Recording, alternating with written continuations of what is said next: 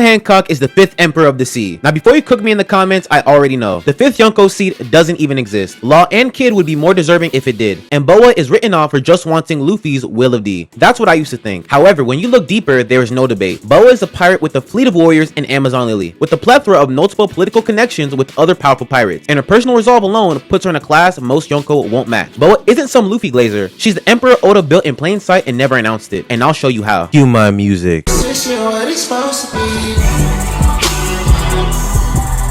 On the highway and I'm thinking that I love her. Oi, oi, ありゃ、七部会海賊女帝、ボア・ハンコックだべ。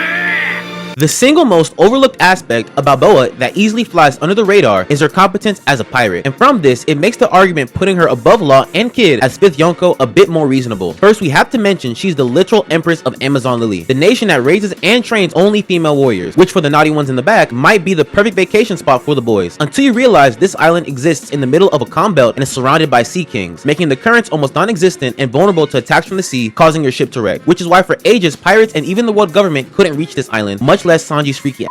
However, this means the citizens of Amazon Lily have very little contact with the outside world unless Boa is the one handling it, like we see her in a rather interesting first appearance when visited by Vice Admiral Mamanga, but primarily how the world government's politics and propaganda really touch this island, making all of her citizens devoted to her and undefiled by the outside world. So for the Snake Empress herself, not only does she have a territory whose terrain makes it almost impossible to invade by most enemies, but she has a fleet of female warriors who are high-tier combatants that specialize in archery and are able to use Haki at their disposal, specifically armament and observation. Actually, outside of Skypiea, Amazon Lily is one of the first islands we see where citizens can use Haki very familiarly. So this takes the Wonder Woman Amazon Nation comparison to a whole different level. But diving deeper, we have to talk about the intricacies of Hancock's fleet. She has the defense warriors who are combatants that are on standby in Amazon Lily to protect from invaders. Margaret, Sweet Pea, and Alphalandra, who we see early after Luffy got booted by Kuma, the Kuja Pirates crew which takes the sea and comprises of the strongest members of Amazon Lily, and her Gorgon sisters, Marigold and Sandersonia, who are the highest commanders in both Amazon Lily and the Kuja Pirates, who function as Boa's personal bodyguards and protect Boa when she is taking a deep soak, you feel me? Most importantly, these two are both devil fruit users, with Marigold having the heavy no mi or snake fruit model King Cobra, and Sandersonia having the Anaconda version of this Zoan type devil fruit. These two are highly proficient in Haki. We see this especially when fighting Luffy in the Amazon Lily arena, where Luffy wanted to save Margaret, who Boa turned into stone, but is having trouble against these two sisters as they have mastered Haki. Also, we have to mention Clarissa, known as Elder Neon, the previous Snake Empress, who was a part of the legendary Rocks pirate crew in the era before Rogers. Even though Clarissa is old as f now and Boa hates her egregiously,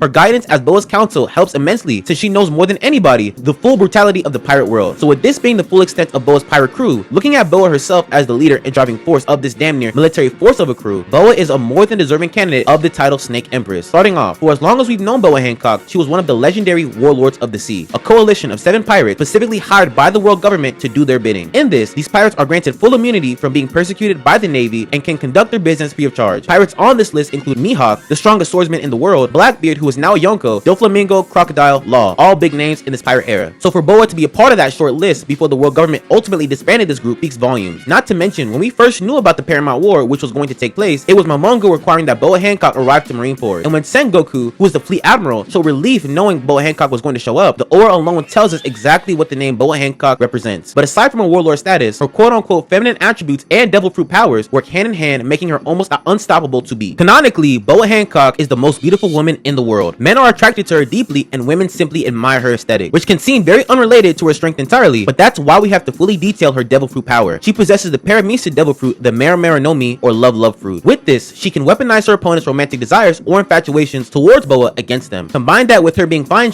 she can act cute, arousing her opponents just for her to ensnare her opponents in the midst of their scandalous desires. Boa's most notable move with this advantage being the Mara Mellow. Creating a heart shape with her hand, she shoots out a heart-shaped beam which turns her opponent into literal stone. The most OP part about this technique is how she uses it to get a multitude of enemies at the same time. All she has to do is act cute, then bam, all turned into stone. But when she wants to decisively take down an opponent, she does use another move called Slave Arrow, where she creates a heart, then shoots arrows at her enemies to turn them into stone, combining her devil fruit abilities with the archery that Amazon Lily warriors specialize in. She also has Love Pistol that she can create as a rapid attack to shoot her opponents. But aside from her devil fruit powers, what could arguably be Boa's greatest advantage as a combatant is her Haki usage. She possesses all 3 types of Haki, including Conquerors. Aside from Big Mom and Yamato, Boa is one of the only females to possess Conqueror's Haki. To put this into perspective, only a handful of pirates and marines alike rarely have this type, and sequentially she's the third to have been confirmed to have Conqueror's Haki behind Shanks and Luffy during the Amazon Lily arc. Aside from Conquerors, she can use observation and armament very effectively because outside of her beauty and Devil Fruit combo, she's a skilled hand-to-hand combatant, primarily resorting to kick-based attacks when battling in close range, like Perfume Femore, where she powerfully strikes with her right leg. Although we do not see her use her Haki types very often, just the fact that she has this inner tool belt and for the longest no one has taken the throne Amazon Lily away from her speaks for itself. But aside from her combat feats alone, her history as a pirate is quite extensive, especially when compared to the other pirates we know. Out of all the pirates to ever take to the sea, she is by far the youngest, having been at sea as an official pirate of the Kuja Pirates since 12 years old. She became the Snake Empress at 18 years old, being the captain of the Kuja Pirates. After one campaign, she received an 80 million berry bounty, in which shortly after she became a warlord of the sea. So if we're talking about pirate prodigies, we have to mention Boa undoubtedly. And a slight tidbit that is worth mentioning is the global historical impact pirates from Amazon Lily have played a part in, and how that boosts Boa to 5th Yonko status once more. As we mentioned before, Glorissa is a famous pirate in her own right, but also Shaky, who was once known as the previous most beautiful woman in the world, who caught the eye of those in the pirate world and is the partner of the former Vice Captain Rayleigh. So when we talk about those who get put on the Pirate Hall of Fame, a plethora of Amazonians, if you can call them that, their jerseys are in the rafters. So for Boa, as the newest leader, she isn't some standalone pirate, she's an empress serving a long line of powerful pirates before her, which makes her, compared to any other captain, that much more alarming to the world government. So when we compare her to the other non-Yonko pirates like Law and Kid, but a similar 3 billion berry bounties after the Wano saga for instance, Boa does have a 1.69 billion berry bounty, ranking her below them as the world government deems her less of an intimidating pirate when compared to these two. And yes, in terms of raw strength, Law and Kid are technically stronger. However, when we talk about the full force of what Boa has at her disposal, they pale in comparison. Law, other than Beppo, who had a 50 million berry bounty, he doesn't have any notable pirates on this little submarine with the Heart Pirate. Kid, it is a bit larger than Law's, and Killer is definitely a lot stronger than Beppo, like by a long shot. However, that's where it stops for notable pirates as well, and he did get booted by Shanks, so it doesn't really matter. Now, Boa did get her ass whooped by Blackbeard, the Yonko. However, Boa was getting jumped by Yonko and the Marines by orders of the world government, because Boa has an entire nation of people willing to ride for her. The status of a pirate who isn't just a warlord, but is repeating the infamy her ancestors were known for. Not to mention her sisters and combat abilities. But one of the most underserved aspects of her character isn't her devil fruit powers, her status as a Snake Empress, or her beauty. It's how all of these tragically intertwine to reveal one of the most surprisingly tragic backstories in One Piece. あなたの巨人の友が額に刻むシンボルの意味天かける竜の蹄 With the variety of compelling characters in One Piece, Boa Hancock might just be the best written female character in One Piece. Sorry, Nico Robin Glazers. What makes Boa written extremely well isn't just her petrifying backstory, but the way Oda introduced her and how we slowly started to see the person behind the mask she puts up, as well as giving a slight nod to the Roman retelling of the famous Greek Gorgon Medusa. From the moment we were introduced to Boa Hancock in the Amazon Lily arc, she's heavily portrayed as a rather cruel woman, with a shallowness that would have made her easily one of the most hated characters in this series. Her first actions being kicking away a very innocent kitten aboard her ship just because it got in her way, declining her duties as a warlord of the sea and refusing to join the fight at Marineford, and being rather cruel to her citizens, like when the young children out of praise made a statue of her just for Boa to harshly discard it for being seen as too ugly. However, what changes the view in how she is seen despite her abysmal nature and ungrateful attitude is that she is complete fine literally. She is seen as the most beautiful woman in the world, and for that reason alone, no matter what she does, it will always be excused. Boa understands this perfectly well. That is why she uses her beauty as the ultimate cop-out to excuse her of her most cruel actions. Now, in most animes, the fine character would just have some nice and be the source of some elite fan service material. But with Boa, something more thought-provoking sticks out. That is, she highlights the shallow nature of people and the cost of living in pretty privilege. Because everyone sees her as drop-dead gorgeous, people tend to see the aesthetic of Boa as a token item rather than a human with thoughts, emotions, and traumas. Now, with the status she has obtained through her God-given gifts, it can be seen like life has halted her up and gave her an easy way out. However, the throne she sits on, she has become sort of a prisoner to it, with her being completely objectified by both men and women. Outside of her sisters, she's completely alone. And from this isolated position, she tends to view the average person as below her, which can also explain the meaning behind her legendary pose, looking so far down on someone that Boa actually looks up to the sky, because she views most people as heathens taken in by their shallow desires. The one thing that is most telling is during her small dialogue with Momonga just on the shores of Amazon Lily. She arouses his naval fleet just to turn them into stone. Momonga, being a skilled vice admiral, combated his arousal with pain, impaling himself in his own hand, in which Boa makes a slight remark noticing how Momonga wasn't taken in by his evil desires. Now, I completely understand if a woman is disgusted with a man being too freaked out. However, to say his desires for arousal are inherently evil speaks volumes. And this is why understanding Boa Hancock's backstory in tandem with the Medusa Roman retelling adds a far deeper layer to her character. Officially, Hancock, Marigold, and Sandersonia fought a great Gorgon monster while at sea. They defeated this monster, however, this left them cursed as this monster's eyes remained stuck in their back. And anyone who looks at these eyes in the Gorgon sisters' backs will be turned into stone instantly, which is why during Boa's bathing time, only her two sisters can enter because they are the only ones permitted to see her backside. Now, even though the Gorgon sisters did come across horrifying monsters, the truth couldn't be farther from the mythical beast they spoke of. At a young age, age, these three were ambushed and abducted by enslavers while at sea with the Kuja pirates. Boa and her sisters were auctioned off and sold off to the Celestial Dragons, the world nobles who are the most untouchable people in the world. For years, these three were tortured and used for the Celestial Dragons' personal pleasure, as vague as that means. The devil fruit powers that these three obtained were from being force-fed them by the Celestial Dragons, and the full extent of the memories of this time was so traumatizing that even thinking about them slightly put Sandersonia in a full psychotic episode. If it wasn't for Fisher Tiger, a fishman who was the leader of the Sun Pirates, who climbed the Red Line and freed the enslaved fishmen and humans at Mary Joyce, these three still would have been slaves. And this is where Boa fully embodies the story of the Roman Medusa personally. For context, the ancient Roman poet Ovid wrote an epic poem retelling the Greek Gorgon Medusa called Metamorphosis. In this story, Medusa was once a beautiful maiden who caught the eye of the god Poseidon, in which she committed acts that are not safe for YouTube, so understand the double meaning. The goddess Athena, being enraged by what occurred within her sacred temple, transformed Medusa into a monstrous creature with snakes for hair. From that point on, anyone who looked directly at her would be turned to stone. In the famous story, Medusa was a victim turned into a monstrous creature. And for Boa, this is the exact same thing, with the Gorgon eyes behind her really being the branding symbol of the Celestial Dragons. Her intolerable attitude and matter-of-fact nature as an empress does not come from having all the control in the world, but from understanding her severe lack of it. Boa Hancock must hide behind her beauty, her status, and her demeanor to protect the little girl that got abducted years ago. She became the monster to properly stand against the even scarier monsters, but Boa is still left horrified, which is why in her confession to Luffy, she openly tells us, scared of losing control, scared of giving her power away again. This isn't a prima donna drama queen, this is a woman utterly suffering in silence, using her plague of beauty and devil fruit powers to protect her and her sisters, which can explain her hatred towards Glorissa. Not only did she venture out from her duties as a Snake Empress to be a part of the Rocks Pirates, but she could have been the one to protect these three from the horrifying event to begin with. And from this point of view, we can exactly diagnose the real reason why she is so infatuated with Monkey D. Luffy to start with.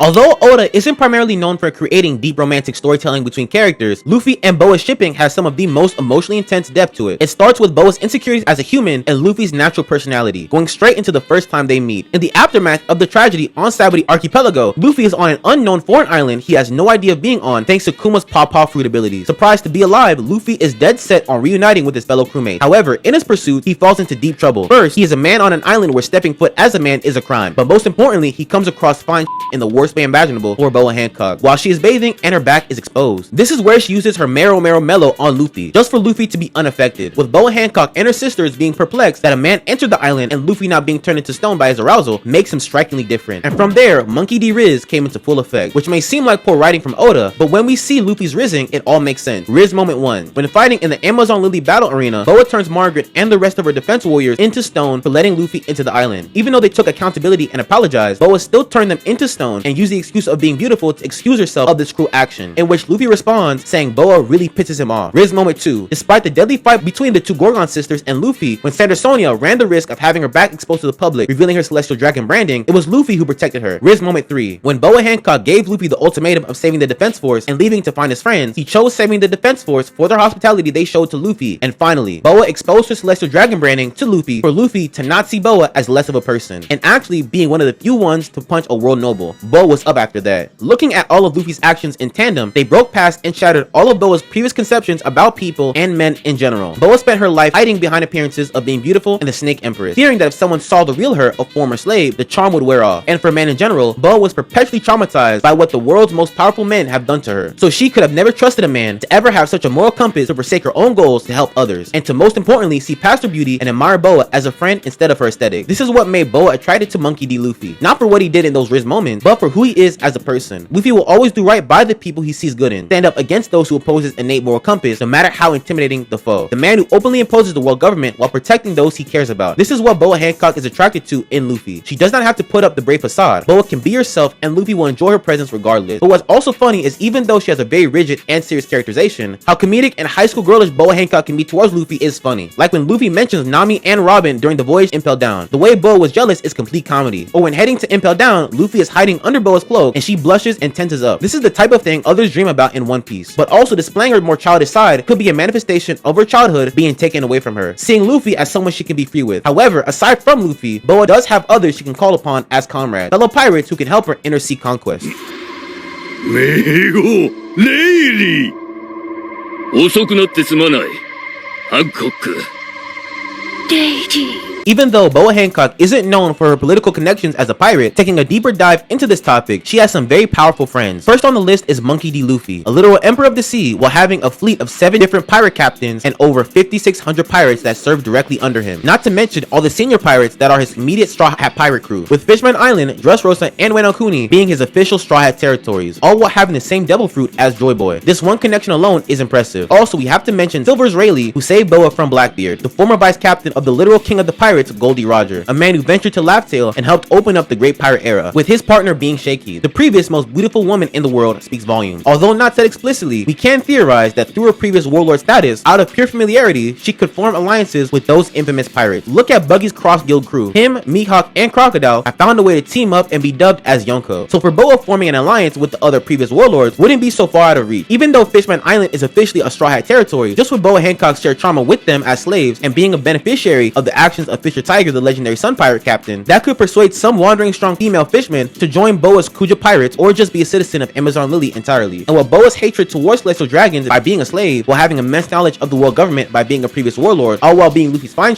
it wouldn't be so crazy to see her team up with Monkey D. Dragon and Sabo alongside the Revolutionary Army. And when Marines came to invade Amazon Lily after her warlord revocation, Marines like Kobe weren't cruel in attempting to capture her, and even Fleet Admiral Akainu disapproved of the warlord revocation. So she may have strong naval sympathizers, but may not find it so difficult if the situation arises where the Kuja pirates and Navy had to go up against a stronger opponent together. But in all of this, combined with her strength as a pirate and personal resolve as a person, Boa Hancock wouldn't be some puny pirate searching for refuge. She is damn near Yonko level. Anyone would love to be associated with her. At the end of the day, Boa Hancock is the Snake Empress of the infamous Amazon Lily, the place that has been untampered by outside intervention for centuries and whose pirates find themselves time and time again at the centerpiece of critical history. Boa's devil fruit powers combined with her innate beauty and conqueror's haki makes her almost OP in battle. However, that does not take away her peak female writing by Oda, creating such a psychologically layered character in this woman. And her connection to Luffy isn't to just fulfill the anime lover trope, but is the natural consequence of their personalities. What makes Boa Hancock the honorary 5th Yonko of the sea isn't due to these feats alone, but how they all combine together so flawlessly to create a decorated pirate who will inevitably find herself at the centerpiece of this climactic end Oda is priming us for. She's the emperor Oda built in plain sight, and the whole time none of us noticed. But that's what I think. If you think differently, the same, or want to add more, comment down below right after you leave a like and subscribe. Once again, my name's AOI-KUN, and this was my synopsis.